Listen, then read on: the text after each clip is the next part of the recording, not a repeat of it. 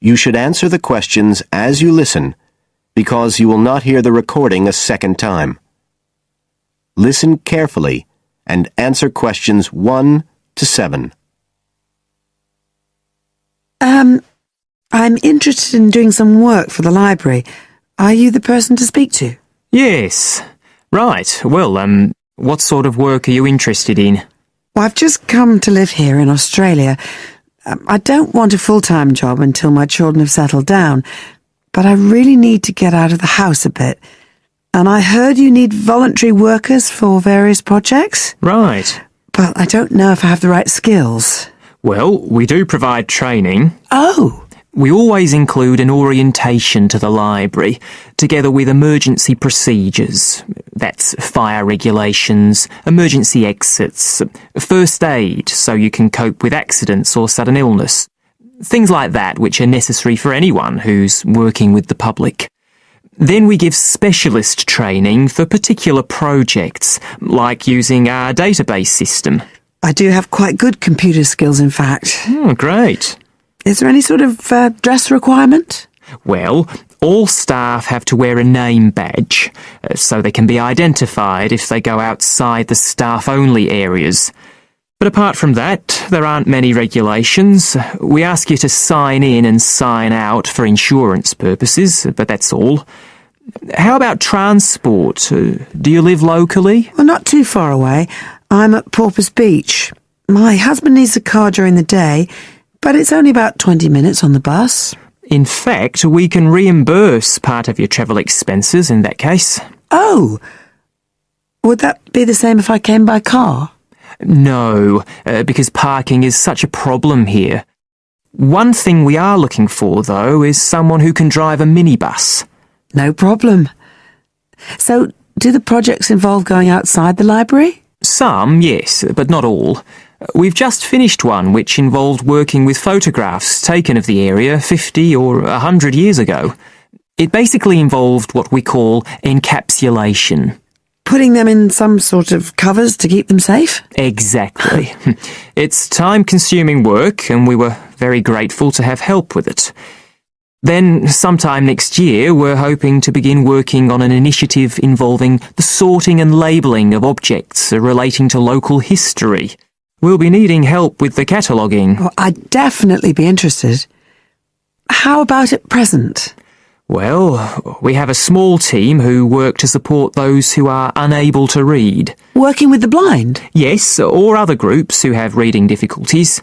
We provide volunteers with equipment so that they can take books home with them and read them aloud onto CDs. We're gradually building up a collection that can be lent to those who need them. I can see it would be useful, but I'd really like to do some sort of work where I can get the chance to meet people. How about reading stories to children? That's done by our regular staff. But we do have another project. It's a very long-established scheme which involves helping those who are unable to have direct access to the library. Oh, I noticed someone with a trolley of books when I was at the hospital last week. That sort of thing. That would have been one of ours, yes. It's one of our most popular services. Lots of people who wouldn't dream of going to the library normally, when they're at home, borrow a book when the trolley comes round the ward. I can imagine. Yes, I'd definitely be interested in that. Right, so how do I enrol? Well, we do ask all volunteers to commit themselves to a regular period each week. I could probably do 5 or 6 hours. Oh, be careful not to take on too much. But we do need someone for a couple of afternoons, from 2 to 4, so 4 hours altogether. That sounds fine. Before you hear the rest of the conversation, you have some time to look at questions 8 to 10.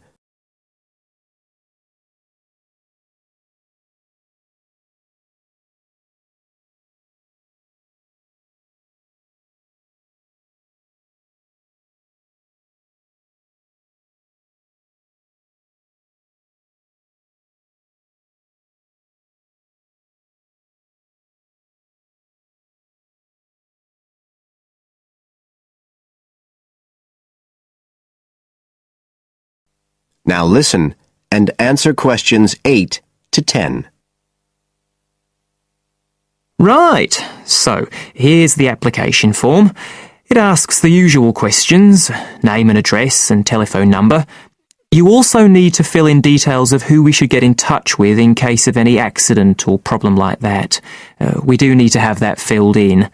And there's a space for date of birth, but that's only if you're over 75, so we won't worry about that. No. Oh, it asks for qualifications. Do I need to provide certificates? They're not necessary.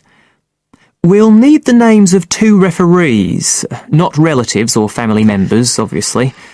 What else? Signature of parent or guardian. That won't be necessary, as I assume you're over 18. Yes. Oh, what's this? It says civil conviction check. That's a document we have to provide by law for those working on projects involving children, so we won't need it in your case. But you will need to sign this separate document. That's a copy of commitment. It's basically an agreement to work according to the library guidelines. So, if you'd like to fill this all in, you can do it here or take it home, whichever you prefer. I'll take it home if that's okay. Right, well, thank you for your time. That is the end of part 1. You now have half a minute to check your answers.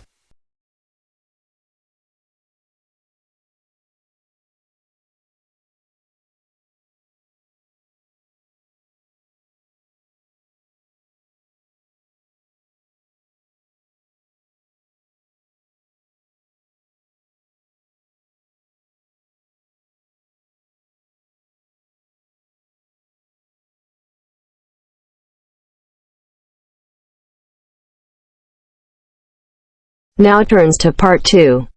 Part 2. You will hear a recorded message giving information about an area where tourists can visit to taste local food. First, you will have some time to look at questions 11 to 13.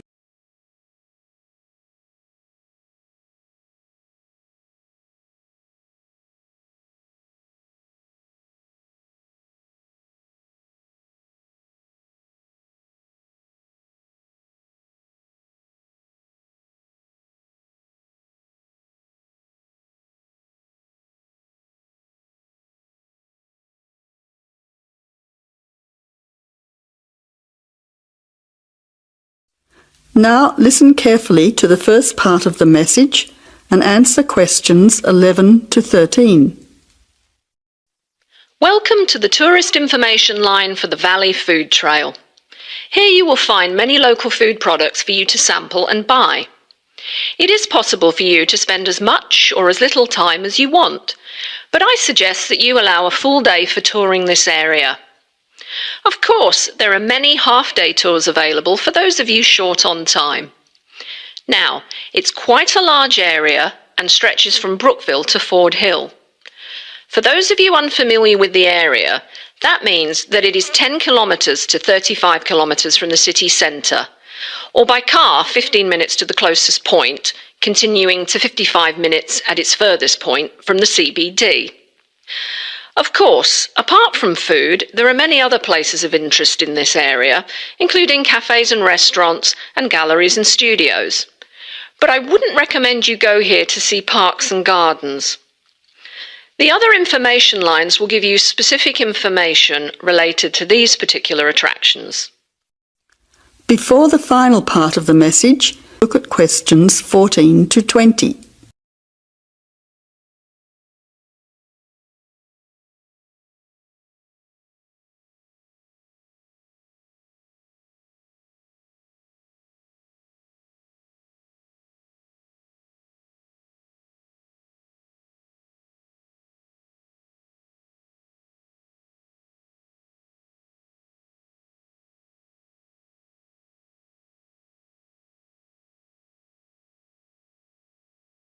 Now answer questions 14 to 20.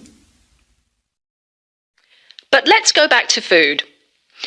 If we begin in Brookville and head north towards Upper Valley in a clockwise direction, passing West Valley on West Road, we cross over Coast Road to come to our first place of interest, Magic Coffee. This is not to be confused with the coffee house, situated opposite on the other side of the valley on the railway line. Magic Coffee is next to the chocolate company, which is on the corner. Just past the ice cream shop on the corner of John Street is the fresh produce shop. A little further north, we have reached Ford Hill, where we can start our drive southwards along Great Northern Highway following the railway line. First, we come to the organic market near the corner of Memorial Avenue, and then to Olive Farm opposite Olive Road. Just before we come to the next street crossing, we see the Honey Pot, which is practically opposite the coffee house. There is another chocolate company which sells nougat as well, just nearby. Following the railway line along Great Northern Highway, we return back to Brookville. Now, as I have said previously, if you only have a few hours to spare, there are several places that you shouldn't miss. The two chocolate places make equally nice chocolate, but the factory has the added bonus of nougat, unlike the company. Of course, everyone loves ice cream, especially unusual flavours such as coffee and nougat, so the ice creamery is definitely worth a visit. And while the coffee house sells expertly made hot drinks, including hot chocolate, I think your time would be better spent sampling the many products on offer at the organic market. Well, I hope you enjoy your time visiting the Valley Food Trail and enjoy all the wonderful local foods on offer. That is the end of part 2. You now have half a minute to check your answers.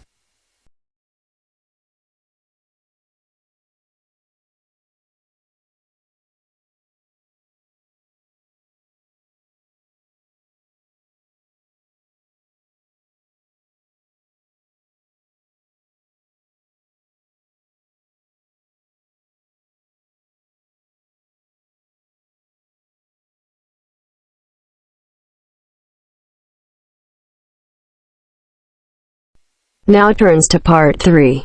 Part 3. You are going to hear a conversation on rivers. First, you have some time to look at questions 21 to 25.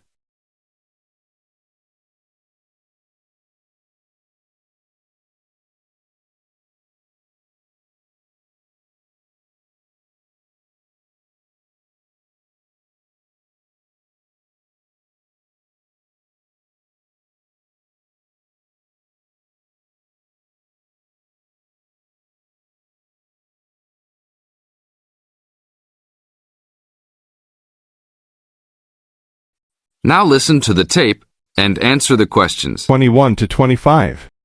Please tell me about the current state of the Amazon. We have increased deforestation, increased human population relating to deforestation, and a role of fire in the Amazon on a scale that's never been seen in history. At the same time, you can see progress in trying to counter that negative trend. How do you see this? We see this in the creation of national parks and indigenous areas, and efforts to fund sustainable development activities for locals. We see both good and the bad, and it's going to be a race to finish. I understand that you started the Minimum Critical Size of Ecosystems project. Could you tell me about it? A number of years ago, it became apparent that those practicing conservationists didn't have the scientific information available to properly design a conservation area. They didn't know how big it had to be, right? People were learning that as forests fragment, the fragments begin to shed species after they become isolated, so they end up becoming poor examples of what they had been. This relates to the size of the fragment. Do people still study this? Yes, there is a rich subfield of conservation biology that looks at the efforts of fragmentation. One of the consequences is a general policy response to set up protected areas that are fairly large, something on the order of 1,000 square kilometres.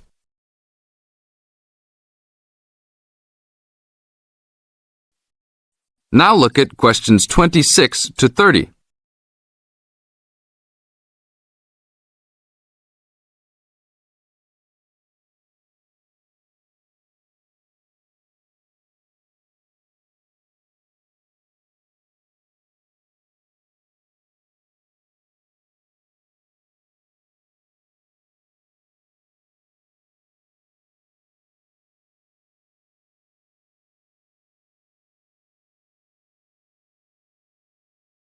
As the talk continues, answer questions 26 to 30.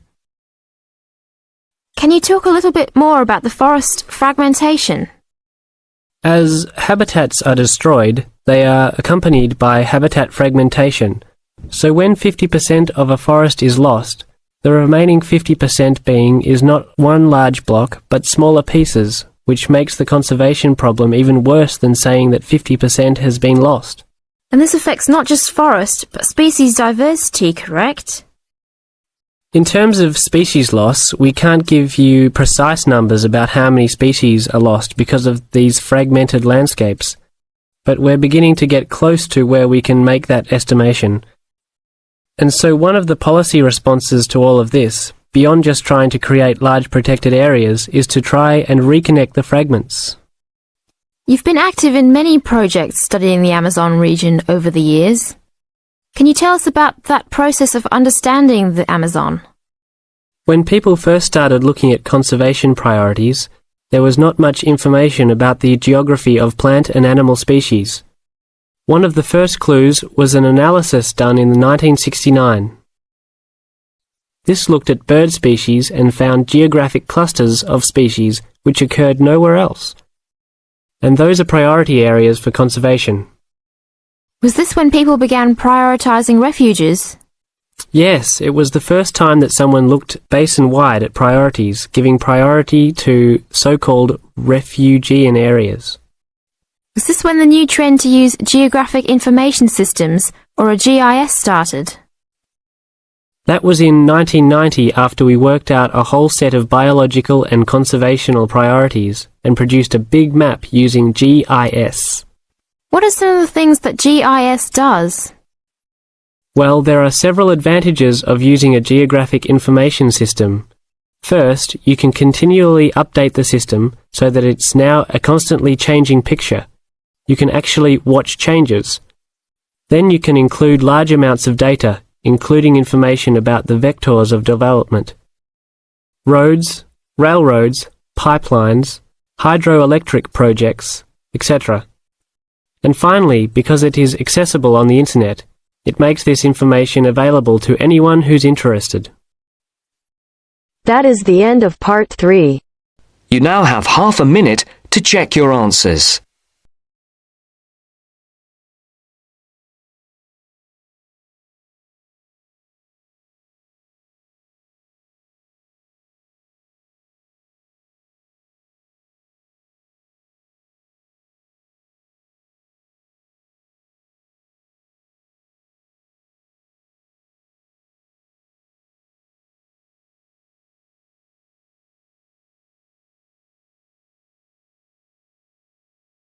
Now turns to part 4. Part 4. About the installation of a telephone. First, you have some time to look at questions 31 to 40.